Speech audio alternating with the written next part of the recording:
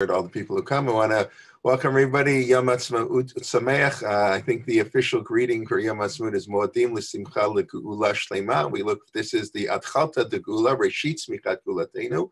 We look forward to the continuation and the completion of the Geula. It's a pleasure to welcome Rabbi Buckman, and we figured we had to do something special for Yom Ha'atzmaut, and it's nice to see Rabbi Buckman, of course, who I worked with when he was the head of school. He was the head of school. I was a teacher at Chad. I'm still there, and Rabbi Buckman, of course, made Aliyah. He headed schools in Detroit and Atlanta beforehand, and came to Israel, worked for 929, and he fulfilled his lifelong dream to make Aliyah, and he's I think very happy in Yerushalayim, and it's a pleasure to welcome back Toronto and by the world. So it's Rabbi Buckman. Please, it's all yours. B'vakasha.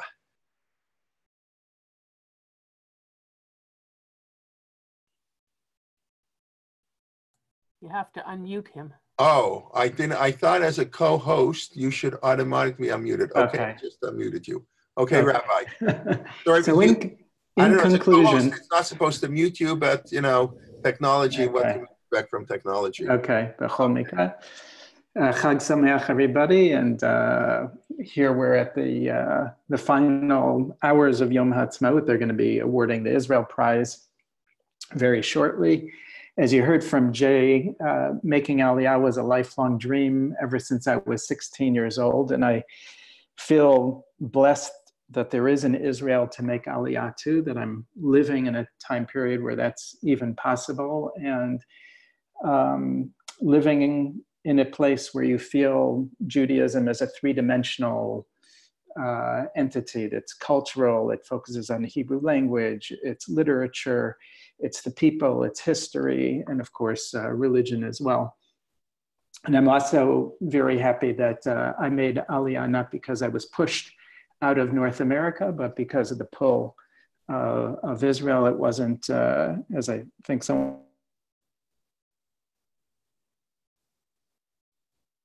but the Zionism of longing that pushed me to Israel. So one of the things that has happened since I've made Aliyah, in addition to the work that I've done, which is somewhat relevant to tonight's talk or today's talk, but one of the things that has happened is I've begun to collect stories, just bumping into, or not even bumping into, being interrupted by ordinary Israelis who turn out to be holders of incredible stories of the founding of the state. And so today I want to tell three stories, three encounters that I had that were completely fortuitous. The first one is, and in a moment I'm going to share my screen, but the first one was with a woman whose name is Chemda Bar Yosef. One day I was sitting on Rehov Ben Yehuda, completely minding my own business. I think I was reading email or whatever on my phone. And there's a woman in her 70s or so who sort of saddles up next to me and is trying to get my attention. And I ignore her and continue to ignore her and so on and so forth. And eventually, you know, she's persistent and clearly is trying to get my attention. And at one point I decide, okay, I'm going to look up and see what's going on. So it turns out she directs my attention to a sign. As you're going down Rehov Ben Yehuda, on the left-hand side, next to one of the stores, there's a sign on the wall that describes essentially a massacre that took place in February of 1948. Just as a little parenthetical expression or explanation, you know that there were two stages to the War of Independence. One was right after Kaftet in November 29th, 47. And that lasted until May 14th when the state was declared. And then from stage two was May 14th onward. The first stage was more like a civil war that took place. You didn't have two standing armies or one standing army facing off another standing army. And the second phase, which took place after May 14th, you had Arab countries now facing off and entering a full-scale war. So this was February of 48. So still sort of a civil war that was going on. Some British and Arab soldiers blow up Rehov Ben Yehuda. And now it's all commercial, but then it was primarily residential. So I say, okay. She shows me the sign. So I'm going to just turn on my screen here.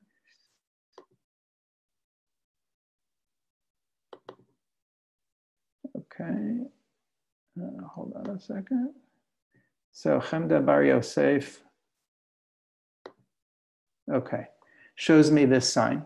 Okay, so I see the sign. Now, all of us, you and I, have probably passed this sign dozens of times, walking down on Ben Yehuda on the left, telling the story of this February explosion that these British and Arab soldiers did, and 50-some Israelis, 50-some Jews were killed.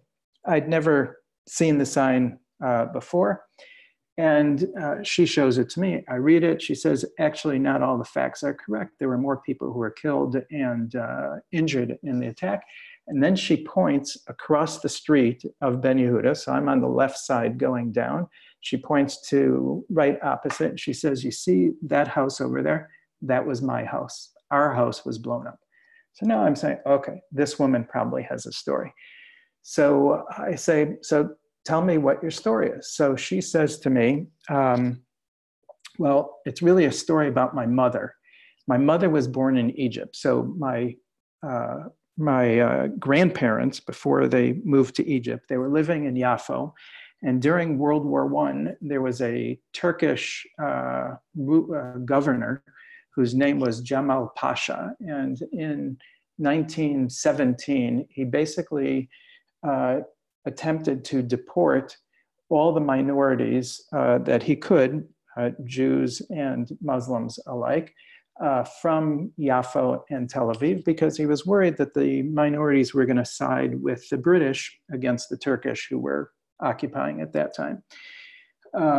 As it turns out, he really didn't deport the Arabs. He only deported the Jews. The Jews were deported to Egypt. So this woman, Chemda, who I'm talking to, says to me, my mom was born in Egypt. Why was she born in Egypt? Because her parents were among those who were deported to Egypt. Okay, so she then explains that her grandfather joined what was called the Zion Mule Corps. The Zion Mule Corps was set up by Yosef Trumpeldor and Zev Jabotinsky. So now I'm getting interested because here I've read about Jabotinsky, I've read about Trumpeldor, but they were sort of in the dustbins of history. I didn't know too much about them, but here's a woman who's telling me a story about her grandfather in the Zion Mule Corps. Okay, so grandfather's in the Zion Mule Corps and he gets injured or gets sick or something like that. But at one point, he and his wife, she gets pregnant, and the wife gives birth to Chemda's mom. So as Chemda was saying, her mother is born in Egypt. Okay, Yosef Trumpeldor hears about this, and he says, wow, one of my soldiers just had a baby, I'm gonna go visit him. So Trumpeldor goes visits Chemda's mother in Egypt and asks permission of the family to name Chemda's mom. So they agree.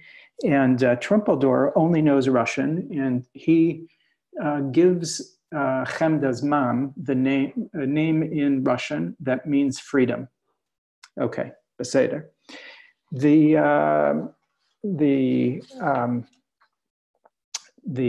Actually, let me just share my screen for a second.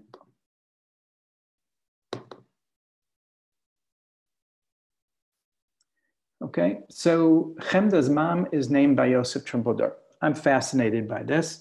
Here, again, is a historic figure. Who was Trumpeldor? Trumpeldor was Russian. He was a very well-decorated Jewish soldier who fought in the Russian army for the Tsar. He lost his left arm in the war between Russia and Japan. And he could have been discharged at that point, but he chose to complete his service. He was then greatly awarded. This was in about the 1910s, 11 or so. About a dozen or so years earlier, he had heard about Herzl and was inspired to start youth movements in Russia to encourage people to make Aliyah. He himself makes Aliyah in 1912. And then 8 years later, he's defending Tel Chai up north, and he is killed. And he he dies with the words Tov lamut ba'ad artzenu. It's good to die on behalf of our country.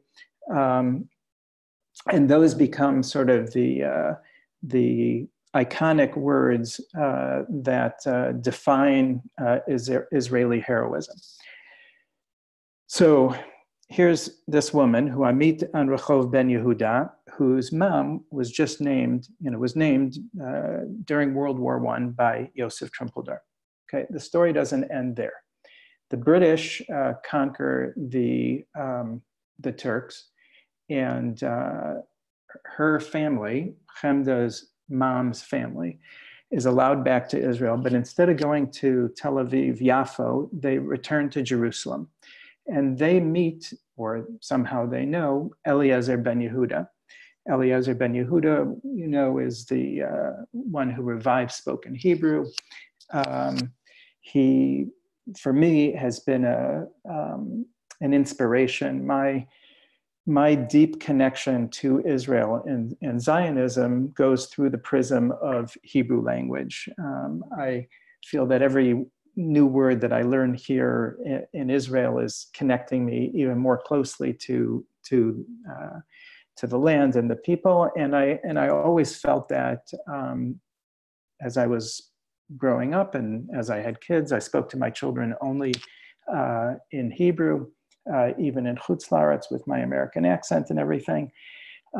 Anyway, the family, Chemda's grandparents, Chemda's mom, meets Eliezer ben Yehuda in Yerushalayim. And Eliezer ben Yehuda asks, so what's your daughter's name? And the grandparents say, it's some Russian name that Yosef Trumpeldor had given Chemda's mom. That means freedom. So Eliezer ben Yehuda says, you can't walk around Israel with a Russian name. I'm going to rename you. So Chemda's mom, this random woman who Chemda, who I meet on Rehov Ben Yehuda, tells me that her mom is renamed by Eliezer ben Yehuda, my all-time hero. This is like my baseball hero, but he's the founder and the reviver of spoken Hebrew, and he names her Drora, Dalad Resh Vav Resh He, meaning freedom in Hebrew. So here I am minding my own business on Rehov Ben Yehuda, bump into this woman named Chemda, and find out that her mom was named by Yosef Trumpeldor and Eliezer ben Yehuda. So I said, this is amazing. I got to take a selfie. All right, so we take a selfie. And this is Chemda here, me standing next to her in front of the sign, so on and so forth. I then send her this photo, okay? So I send Chemda Bar Yosef this photo. And in the meantime, I try to learn a little bit about the time period that we're talking about, right? She says that her grandparents lived in Tel Aviv, Yafo. They were deported with, another 1,000 or so Jews to Egypt. Grandfather joins the Zion Mule Corps, right? Yosef Trumpeldor names her mom. They come back to Jerusalem. They meet Eliezer ben Yehuda. I got to check it out. Okay, so I'm checking it out. And particularly, I'm interested in Eliezer ben Yehuda. And I find out that he was married twice. So the first time he was married to a woman whose name was Paula. And shortly after they made Aliyah, actually about 10 years after they made Aliyah, her name was Devorah. The first wife was Devorah. She dies. And he marries Devorah's sister. Devorah's sister's name is Paula, but she takes on the name Chemda. So I'm reading all this. I'm saying, wait a second. I just met Chemda Bar Yosef, right? And I just found out that Eliezer ben Yehuda's second wife's name was also Chemda. So I send her this selfie. I wait for her to return. I forgot to mention that I forgot her name. Like, she introduced herself, or maybe she told me her name, whatever. But I got her email, I sent her my selfie. She then writes back and she signs it, Chemda Bar Yosef. I said, well, this is incredible. Here I just did my little research here, and I say, it can't be coincidental that this Chemda that I bumped into on Rehov Ben Yehuda, Eliezer Ben Yehuda Street, okay, that it can't be coincidental that her name is Chemda. So I write her back and I say, hey, you know, tell me a little bit about your name. Do you know why your parents named you Chemda? She writes back and she says, well, it was a name that they liked. I said, you know, I type her back. I say, you know what? I think there's a little bit more to the story than that. Eliezer Ben Yehuda's second wife was Chemda. Your mom was named by Eliezer Ben Yehuda. He died in 1820. When you were born, you know, he died in 1922 or so. When you were born 30 or so years later, your parents wanted to honor him in some way. They had a girl instead of a boy, and that's probably why you got your name Chemda. So she says, you know, actually, you know, it sounds, you know, pretty reasonable. So here's our Chemda here. This is Chemda Ben Yehuda, who in her own right was an accomplished woman, a journalist, author, and so on and so forth. Most importantly, she was responsible during the 3 decades after Eliezer Ben Yehuda died.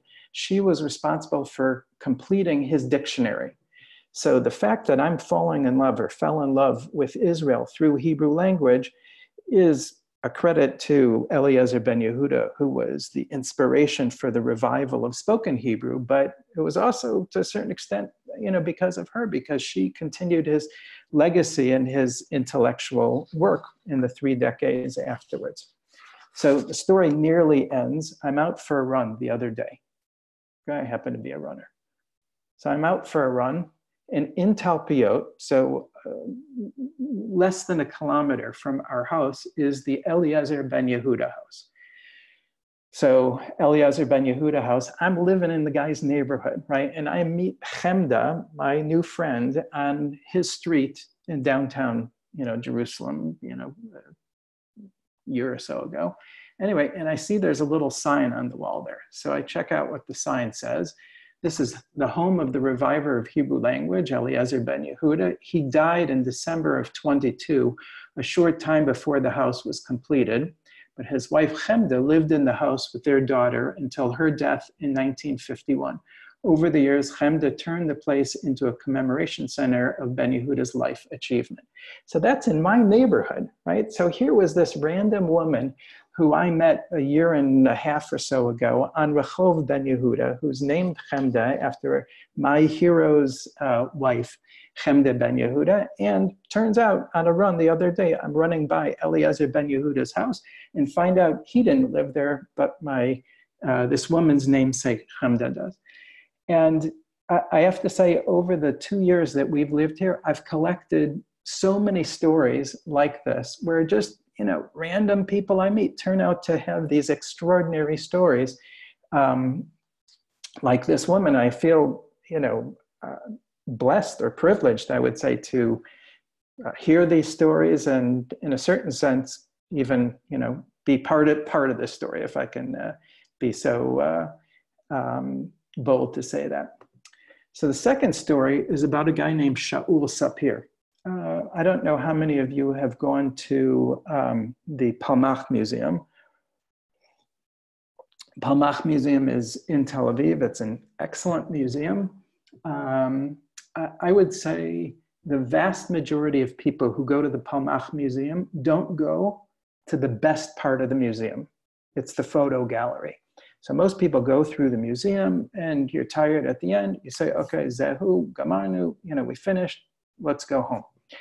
So on my first visit there, I go through the museum like everybody else does. And I get to the photo gallery.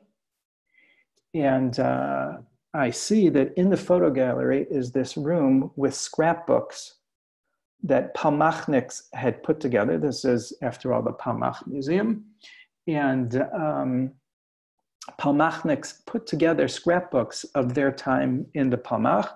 And every day there's a volunteer there. So, you know, right now we're celebrating Israel's 72nd birthday. So if you were 18 serving in the Palmach around the time of the founding of the state, so you're 90 years old, okay? So you have sort of a, sadly, a generation that's dying off that's volunteering there. So I hear the story of the person who I visit, and in subsequent visits, and I've taken people there several times, I ignore the museum and I go right to the scrapbook room, right to the photo gallery. So the second time I'm in the Palmach Museum, I meet this volunteer whose name is Shaul Sapir. Who's Shaul Sapir? Shaul Sapir is photographed in an iconic photo that Israelis know well. I actually didn't know it, called Degel Hadio. It's the ink flag photo that was taken at the end of the war, the 48 war, which ended in actually 1949. So let me just share my screen again. Oops. Oh, okay, actually, before I get there. So who was Shaul Sapir? So Shaul Sapir, and this is actually an important biographical note, was born in Syria. This is him as a already living in pre-state Israel. He was born in 1928 in Syria. He was one of 4 children. There were riots breaking out in Syria. And his parents, actually it was his grandparents' initiative. His grandparents were wealthy people. The parents decided to move to Spain to ultimately try to get to South America. They get to Spain, they're unable to get visas to South America, and they go to Israel. When he's 14 and a half, so we're talking 1942 or so, when he's 14 and a half, he volunteers to join the Palmach. He actually joins the Palmach youth movement, and he says, look, I want to join the Palmach, but he's 14 and a half years old, so they put him through some training, and he eventually convinces them to allow him to serve. He was one of the Mistarvim. He was one of the undercover Arabs. Mistarvim comes from the word from Aravim. I'm going to come back to that in a minute. That's an important point. He was then served in a brigade called Chayot HaNegev, the Negev Beast. This is a picture of him when he was serving that unit. And they fought all throughout the Negev until they finally captured Eilat. And their job was essentially to ensure freedom of movement and to protect the water supplies in the Negev. I mentioned before that there were 2 phases of the war, from 47 to May of 48, when the state was declared, and then post 48. Well, the war continued until March of 1949. The war officially ended in Eilat with the capture of Eilat, which was called Rashrash. It ended in March 10th of 1949 with the capture of Eilat.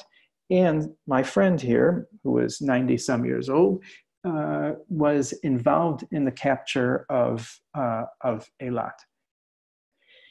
And here he is with this iconic photo called Degel Hadio, which, if you notice, looks very much like the Iwo Jima photo that commemorates the Marines in World War II. He's pointing to himself off to the left there.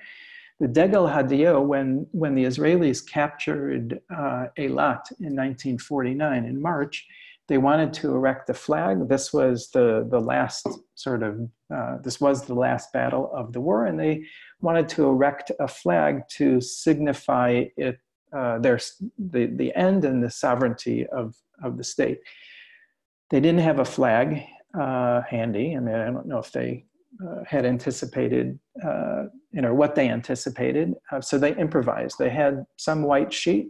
Somehow they got some ink, and they drew with the ink this Israeli flag, which they hoisted up, and it's called Degel Hadio. And my friend here, Shaul Sapir, was at that, was at the flag raising, so to speak, that signified the end of the war. Story doesn't quite end there, because he tells me that they captured Eilat without a single shot being fired. The Jordanians surrendered, and were essentially under the control of the Haganah for a day or more. And during that time, he said, actually, the Jordanian soldiers and the Israelis had somewhat, hard to imagine, but a cordial relationship. I don't know. He said that they did mangalim, barbecues together, and drank coffee together, and so on.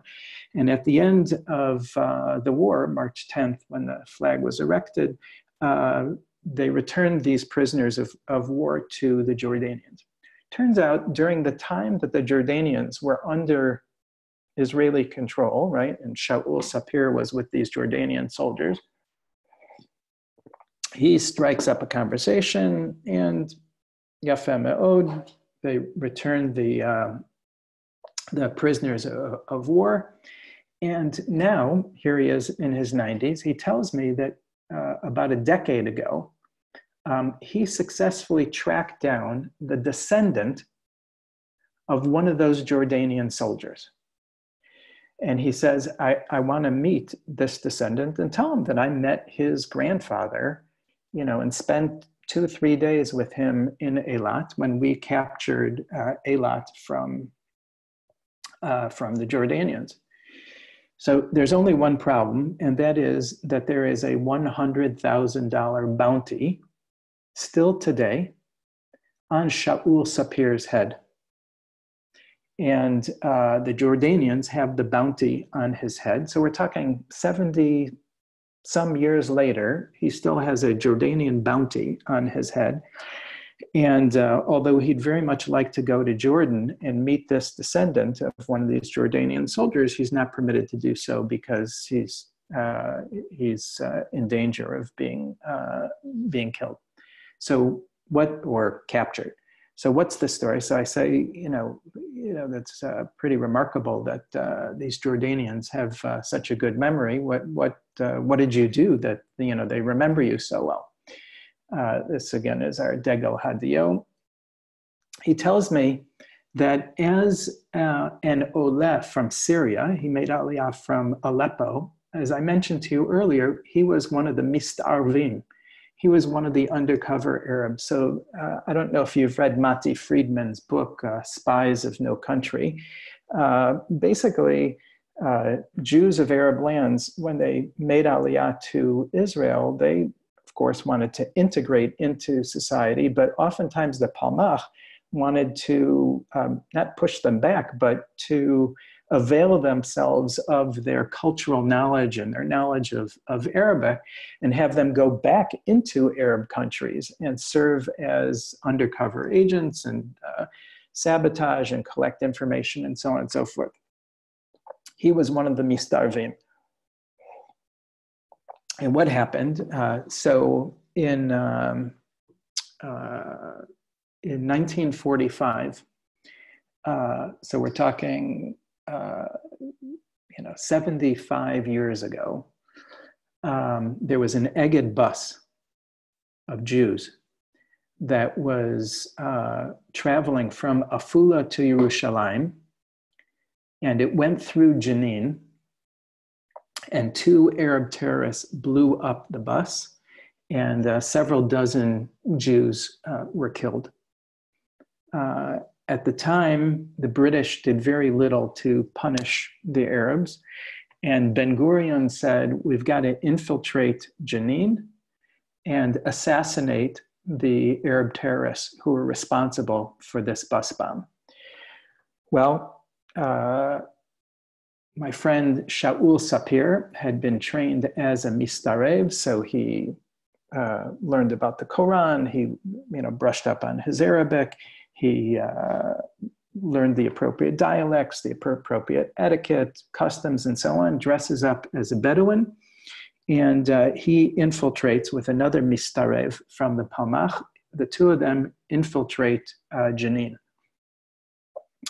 And Ben-Gurion had given the order that they are to assassinate the 2 men responsible for the terrorist attack. So they enter, and sort of to cut a long story short, they, after quite a bit of time, they find a juice dealer who sells juice on the streets. And, he's like a vendor who does a lot of traveling. And shortly after this terrorist attack, when they entered Jenin, there are still people who are bragging about and offering toasts to the Arab terrorists who blew up the bomb, blew up the bus. So my friend Shaul and his other undercover Palmachnik are with this Arab vendor, this juice vendor, and they start joining in the quote unquote the l'chaims to the Arab terrorists who were responsible for this attack on the bus. And this goes on for a while, and they're lauding the terrorists and so on and so forth to pretend, that they're Arabs and so on. And at a certain point, the vendor says the name of the two terrorists, so that they now have a l'chaim to the people. So to the two people who are responsible. So they now have their names. And shortly thereafter, they're able to get from the juice vendor, who just blurts it out, where their location is. So the two of them go, they trail these, they track down the two Arab terrorists who are responsible for the attack. And now the day comes to assassinate them. The two of them split up. Shaul takes one of the men and the friend takes the other. The time arrives when they're supposed to move forward, and they split. And Shaul hears this huge commotion, and people are shouting Al Yahud, something like that. And they hear gunshots, and he then discovers that his friend was, his identity was disclosed, and they executed him. Shaul says that what happened, the story that he was told, is that his friend, had to urinate before he undertook the assassination, and he urinated by standing up. And evidently, the Bedouin custom is that you sit or squat when you urinate, and they knew that he was a fake, and they shot him on the spot. Anyway, Shaul is undeterred, and he tracks down the terrorist that he is supposed to assassinate. He finds him, assassinates them. He actually stabs him. It was quite a bloody affair. He escapes successfully, but eventually his identity is disclosed, but not until he's safely inside of Israel. And because of this assassination, which he was successful in doing, there's a bounty still on his head in Jordan. So here's my friend Shaul Sapir again. As a grown man, I'm standing next to him to another type of degel hadio, another type of ink flag.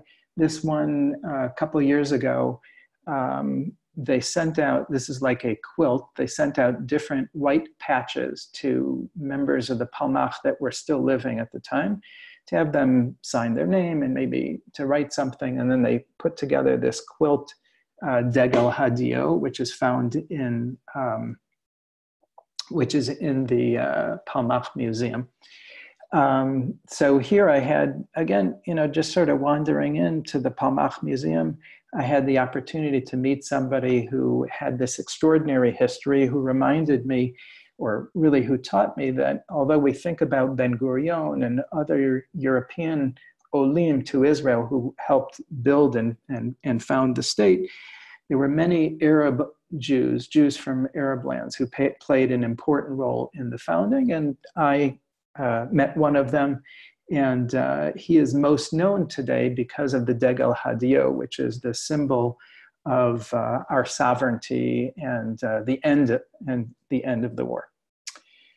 The last person whose story I want to share with you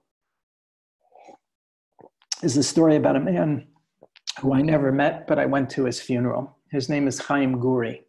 I made Aliyah in December of 2017. And a month later, Chaim Guri, at age 94, dies.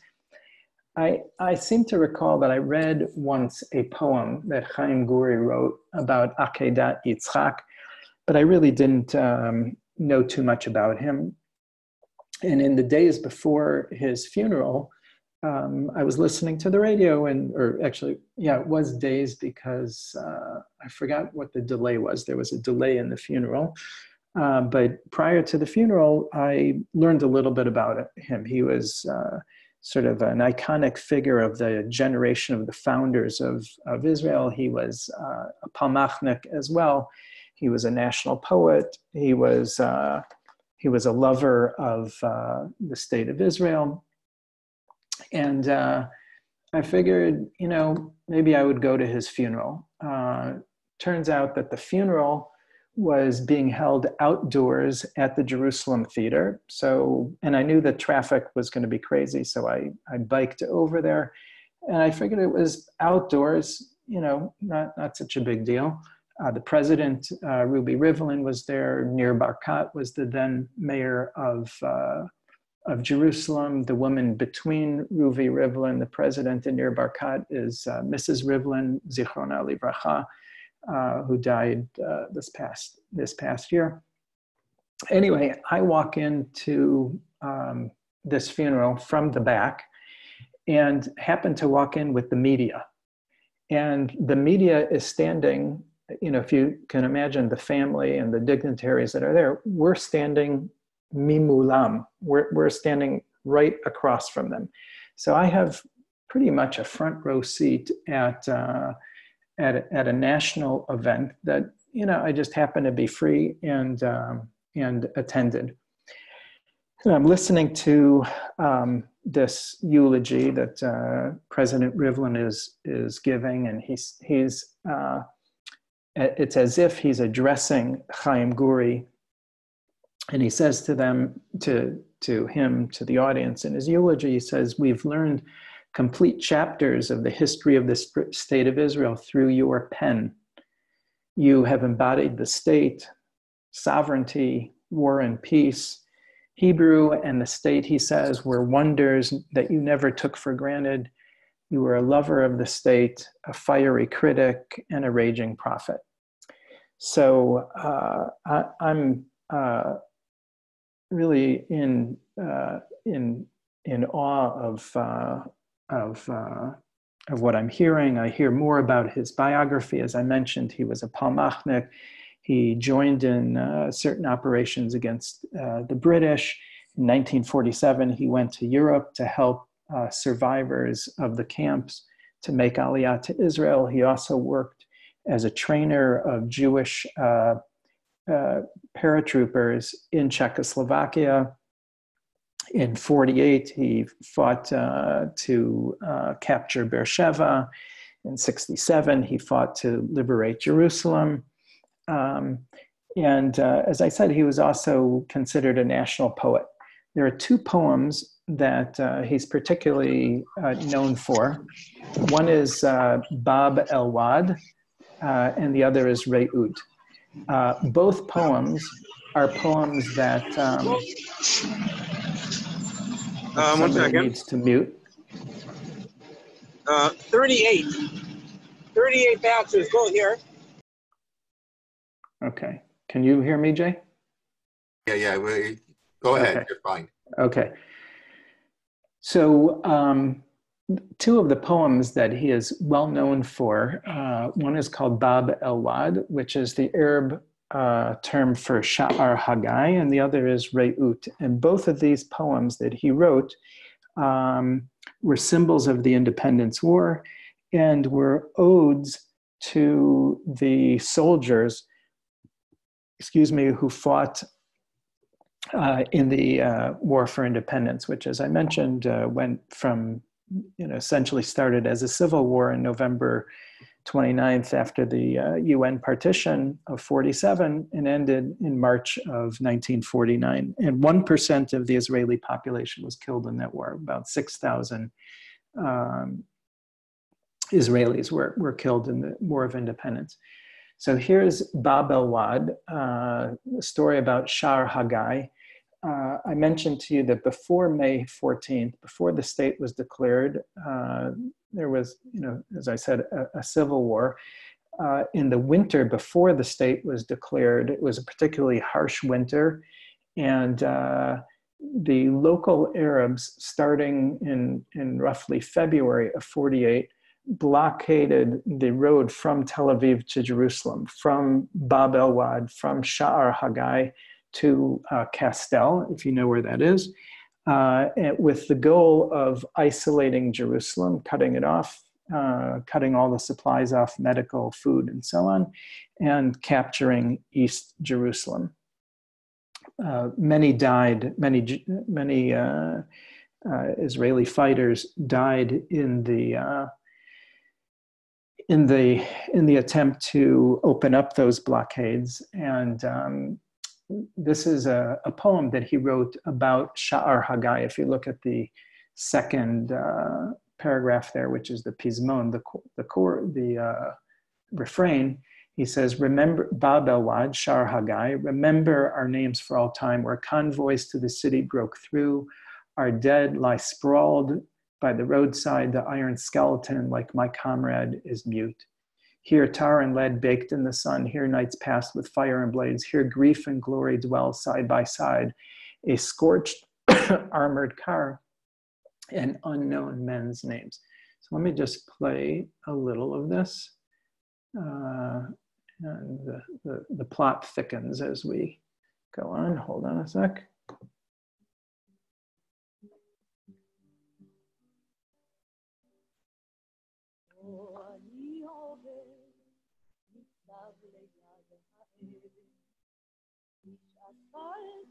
You should probably make it a little louder if you can.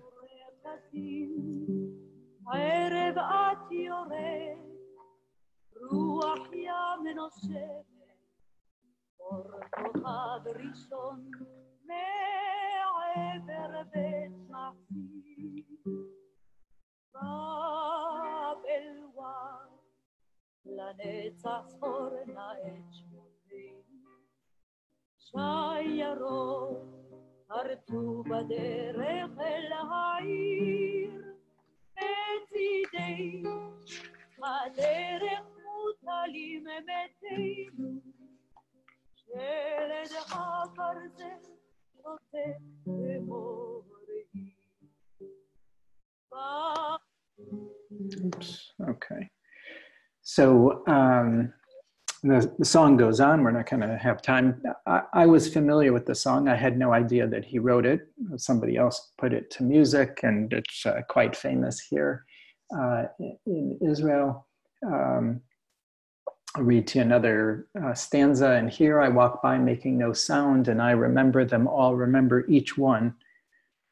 Here together we fought on cliffs and harsh ground. Here is one family, each to each bound. A spring day will come and cyclamens bloom, anemones redden the hilltop and slope. You who will walk here on the path that we trod, never forget us. We are Bab el Wad, Bab el Wad. So, oops, sorry. I want to stop that. Okay. So here is Chaim Guri in a 40-second clip telling us a little bit about this poem. בב אל וד, לנצח זכור את שמותינו, שיערות פרסו בדרך אל העיר, בצידי הדרך מוטלים מתינו, שלד הברזל שותה כמו ראי. בב אל וד זה שיר קינה לנופלים. אתה יודע ש1,000 ירושלמים, לא לוחמים, נהרגו בהפגזות, ואני הולך, עובר פה חרש, ואני זוכר אותם כולם אחד אחד. בב אל וד. Okay. So, and I'm sure all of you know where Bab el Wad is, Sha'ar Hagai. You've seen these memorial trucks that are on the side of the road. That's where Sha'ar Hagai is. This is sort of an aerial view. The road narrows, and essentially it was a very easy target. And until June of 48. So the state was declared already. Until June of 48, there were a number of blockades, some successful, or some that the Israelis were able to break through. But until the Burma Road was built in June of, or was finished in June of 48, it was very difficult to get supplies into Jerusalem. So the story is not over. That's Chaim Guri. As I said, Chaim Guri is well known for the Bab El Wad. People know the song and his poems. They know him as the Door of Palmach. They know him as a fierce lover of Israel, but also as a critic of Israel. As a humble man, he won many prizes.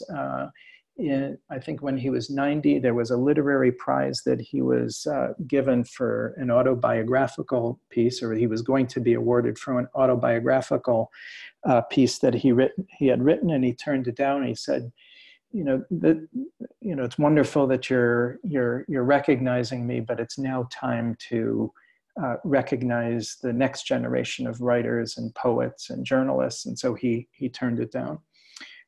But he was known for one other thing, and that is he was a journalist during the Icemen Trial. Adolf Eichmann was captured in 1960 from Argentina, and he was put on trial in 1961. Ben-Gurion said that the evidence against Eichmann was very clear and uncontrovertible, and it could be an open and shut case, but Ben-Gurion wanted to tell the story of the Shoah, and he wanted to bring as many survivors as possible to give testimony, to educate the Israeli public about the Shoah. And the Icemen trial was really a turning point from taking personal responsibility for the story. In other words, perhaps survivors telling their own families, although many were silent, but telling their own families and families taking responsibility to preserve the story.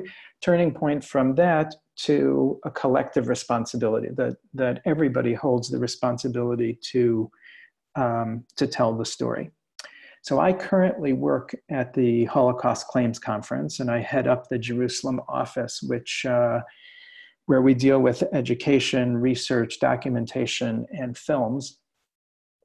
So we support Yad Vashem and all the museums in Israel that deal with commemorating the Shoah. We fund teacher training, and so on and so forth. And so I've learned quite a bit about the Icemen trial and Chaim Guri's role in the Icemen trial, which he covered. And Guri created a documentary film in 1974 called Hamaka Hashmonim Va'achat, the 81st Blow. And it was nominated for an Academy Award. And it was about the Icemen trial. And I want to share a bit about the 81st Blow, what that is about, because that has also become a cultural artifact, so to speak, in Israel today, and has, just as the other experiences have shaped Israeli consciousness, has also contributed to my own learning and my own connection to the story of our people. So what is the Makah Hashmonim Va'achat? So one day, Chaim Guri is covering the trial, and before the trial begins, there is a man who comes in and approaches a guard, an Israeli guard at the trial, and says, I want to speak to Gidon Hausner. Gidon Hausner was the Israeli lawyer for the prosecution, and the guard that this man spoke to was Gidon Hausner's personal aide. So the guy says, so where's Hausner? And the guard, whose name is Mickey Goldman, says, why do you want to know? He says, because I'm testifying. So Goldman says, so where are you from? Man gives the name of the ghetto. And Mickey Goldman, the guard, says to him, what's your name? He says, my name is Dr. Buzinski. The guard, Mickey Goldman says, the Jewish guard, says, I don't recognize that name. And Buzinski says, well, why would you recognize it? So Goldman says, well, I was in that ghetto, and we pretty much knew everybody. Buzinski says, so what's your name? He says, my name is Goldman. Buzinski says, I knew a boy whose name was Goldman. He was given 80 lashes by the Nazis, by a Nazi guard who came in, and everyone thought that Goldman died. And Goldman, this guard, says, he didn't die. I'm Goldman. The man, Buzinski, exits immediately to go speak to Gidon Hausner, the lawyer for the prosecution. And not exactly clear what he says to Gidon Hausner, but now this man, Buzinski, is on the stand in the trial itself. And Buzinski tells the story of this boy who was given 80 lashes by this Nazi guard, whom everybody thought was moments away from death. And Gidon Hausner says to Buzinski, is this man in the courtroom? And Buzinski points to Mickey Goldman, this now Israeli guard, and it says, that's the man right there, who was the victim of these 80 lashes. So the trial goes on, there's a break, and Gidon Hausner turns to his aide, his personal aide, Mickey Goldman, this Israeli guard, and he says, look, you've been helping me this whole time. You haven't ever told, why haven't you ever said anything? Why haven't you ever told anybody your story? And Mickey Goldman says, I did, but no one believed me. And that was the 81st blow that I received, that nobody believed me. And from that story, Chaim Guri wrote the documentary called Hamaka Hashmonim V'Achat, Against the Conspiracy of Silence. So here's a clip here's an interview with Mickey Goldman, who's still alive today. The PS is that there's a new movie that we at the Claims Conference have been asked to fund, a new movie about Icemen that's going to include Mickey Goldman in it. In any case, the clip that I'm going to show you is a 5-minute clip of Mickey Goldman, alive today, retelling the story of what happened to him, and then a clip of the Icemen trial, where Buzinski says that the boy who suffered these 80 lashes is standing before us. And then you have Chaim Guri sharing an insight afterwards. The clip is about 5 minutes long, so it's going to take us right to the end of our shiur today.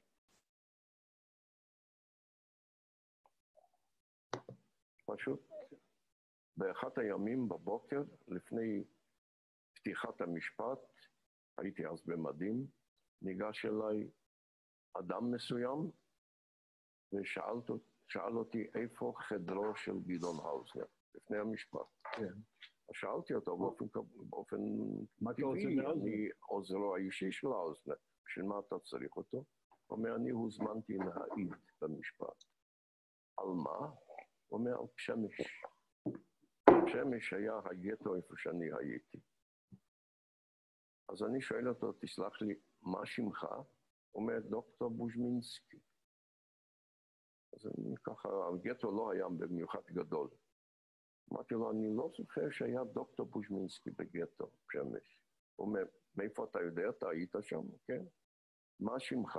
אמרתי, שמי גולדמן. אז הוא ככה מסתכל עליי ואומר לי, אני זוכר את נער בשם גולדמן, ואני ראיתי את זה, כשהוא קיבל 80 מלקות ממפקד המחנה, האיש האס-אס, אבל סיפרו אחר כך שהוא מת. הוא לא מת, הוא מת מולך. הוא עומד מולך, זה אני. כן, זה אני. ואז שאלתי אותו, מה היה שמך בגטו? אז הוא אומר, דיאמנט. אז אני אומר לו, דיאמנט, רופא שיניים? הוא אומר, כן. אמרתי לו, אתה משכת לי, כששכבתי אחרי המכות בפרוזדור של הבניין של המחנה, משכת לי עם איזה משחה את הגב שלי, שהיה כולו זב דם ופתוח. הוא אומר, נכון. הסתובב ונכנס לחדר של האוזנר, בזה נגמר כל העניין. ואתה לא, יותר לא? בכלל לא, לא תיארתי לעצמי שהוא יספר על השיחה שלנו לגדעון האוזנר. ואז במשפט עצמו, וכאן יש לנו גם את הקטע מהמשפט, גדעון האוזנר שואל אותו, ושואל אותו את השאלה הבאה. הוא מעיד וגדעון האוזנר שואל, תסתכל. לא יכול היה להמשיך אחרי 50 מכות.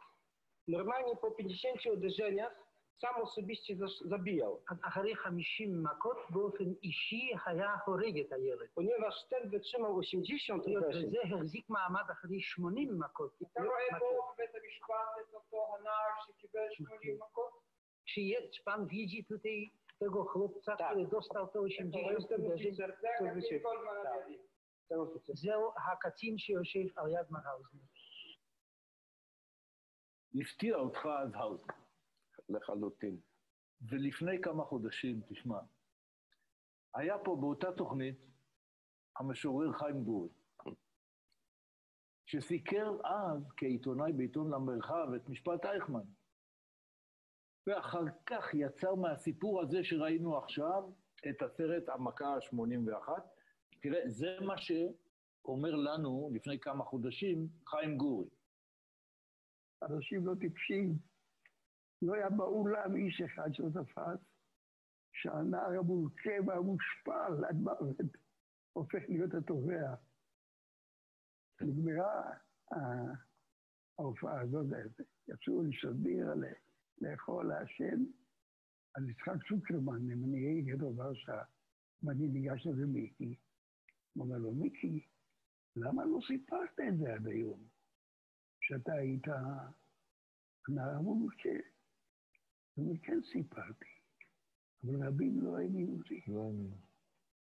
אז אמר לו אנטק, וזו הייתה המכה ה-81. אחרי שבסרט הראשון שלנו. זאת אומרת, מיקי, ש... I'm going to actually end it there because just for the sake of time, finishing on time. But Chaim Guri wrote this movie, a documentary called Hamaka Hashmonim V'Achat, and I didn't realize, you know, at the time that I was at his funeral that he was the person. I actually hadn't heard that phrase until I began my work at the Claims Conference, and now my role there is to help ensure that there's no conspiracy of silence, to educate the next generation, to ensure that this story is told. And in retrospect, I'm very thankful that I had the whimsical idea of crashing the funeral of Chaim Guri, and that I'm fortunate today to be working so that no one strikes the 81st blow. And so those are my three stories that I wanted to share with you on this Yom HaAtzmaut. Chemda, who I met on Rehov Ben Yehuda, whose mom was named by Trumpeldor and Eliezer Ben Yehuda, who carries Eliezer Ben Yehuda's wife's name, whose house is in my neighborhood. The story of Shaul Sapir in the iconic photo signifying the end of the Independence War, affirming that we have a secure home now. And the story of Chaim Guri, the poet, the critic, who told the story of Mickey Goldman to millions of people and brought into our consciousness the obligation to perpetuate the story of what happened during the Shoah so that none of us strikes an 81st blow. And I'm privileged to continue the story and have had the opportunity to share them with you tonight. Thank you very much, Rabbi Buckman. Really very interesting, and I think for many of us, especially in Chutz La'aretz, are not familiar with really the stories. And thank you for bringing them to light. Like you say, ordinary Israelis, extraordinary people. That's all over Israel. It's all over. Maybe that's the strength of the Jewish people. So Yeshu Koach, and I want to wish everybody Yom Ha'atzmaut Sameach. Tomorrow, of course, back to our regular schedule. Rabbi Aviyad Tabor in the morning will be talking about, he's talking about halachic issues with the state of Israel, talking on Sahal, issues, ethical warfare. Should be very interesting. That's 11 a.m. tomorrow, back to our regularly scheduled time. And tomorrow night, our Parshat HaShavua Shir, Rabbi Chaim Schaffner, who's the rabbi of Kesher Israel Synagogue in Washington, D.C. That's at 8:30. We have every Thursday night a rotating Parsha Shir, so I invite you. I'll be giving my Pirkei Avos Shir on Friday next week. On Sunday, Adam Mintz will be starting a Shir. We actually 3 series of Shirim beginning next week. So just follow the email. Everybody enjoy the barbecue or falafel or whatever you're eating in honor. And we're having here falafel in our house. There was a vote between barbecue and falafel, and the falafel won. So anyway, so I want to wish everybody Yom Ha'atzmaut Sameach. As I started, thank you very much. Amen. Safe, healthy, wonderful day, everybody. Thank you very much. See you tomorrow, please God. Bye-bye.